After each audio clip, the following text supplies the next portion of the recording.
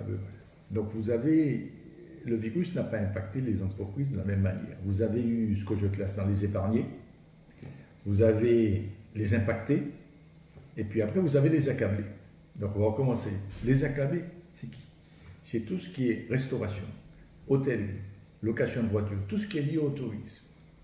Vous avez les impactés, c'est ceux qui étaient condamnés pour raisons administratives à rester ouverts, c'est-à-dire les hypermarchés et autres activités, entretien, nettoyage, etc. Et puis en haut de la crête, vous avez effectivement ceux qui ont été épargnés ou impactés selon qu'ils étaient en amont ou en aval de la chaîne. Si on parle des entreprises qui ont été effectivement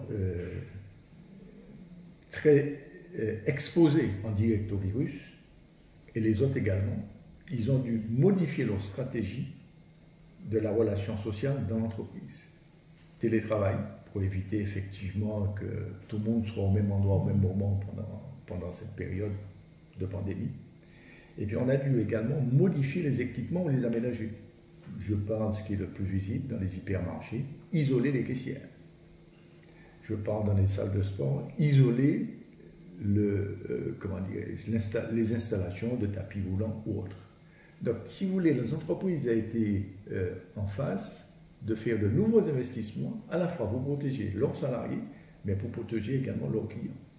J'estime que c'est entre 400 ou 500 euros par salarié. Aussi bien les équipements que les protections, masques, gel hydroalcoolique et autres.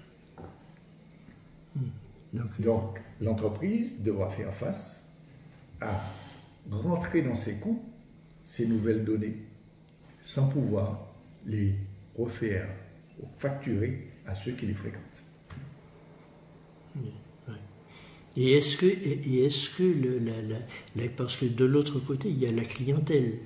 Et la clientèle, elle a changé en 2 mois, elle a changé de mentalité, de style de vie.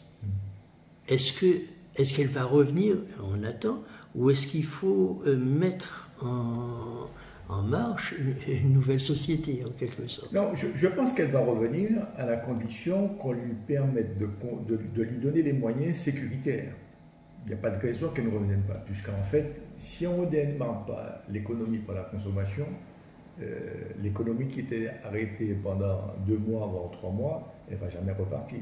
Et le président du MEDEF national disait hier, encourageons les clients à consommer. Si la consommation ne repart pas, effectivement, il faudra peut-être penser à une nouvelle société. Oui, mais de quelle manière? On prend par exemple les restaurants. Alors, les restaurants maintenant, quel que soit le restaurant, il a sa clientèle potentielle est diminuée de moitié. Absolument. Alors, si vous voulez, même pendant le confinement, il y a des modalités de consommation de tout autre qui avaient modifié. Je prends encore tout ce qui est achat de biens de consommation première, biens alimentaires. On a vu que le drive a augmenté de plus de 60%. Les gens ne se déplaçaient plus. La livraison à domicile a augmenté également dans les mêmes proportions.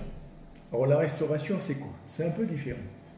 Parce que quand vous allez au restaurant, c'est une sortie. Il faut que ça soit convivial. Il faut qu'on puisse se parler. On y va effectivement pour déguster de la bonne cuisine, mais c'est un moment convivial, partagé ensemble. Et c'est peut-être là que la nouvelle société, on ne sait pas comment elle va se créer. C'est une grande interrogation. Si effectivement la diminution de la propagation du virus est vraiment réelle, le problème ne se posera pas. Mais aujourd'hui, il est difficile de répondre à cette question. Ok.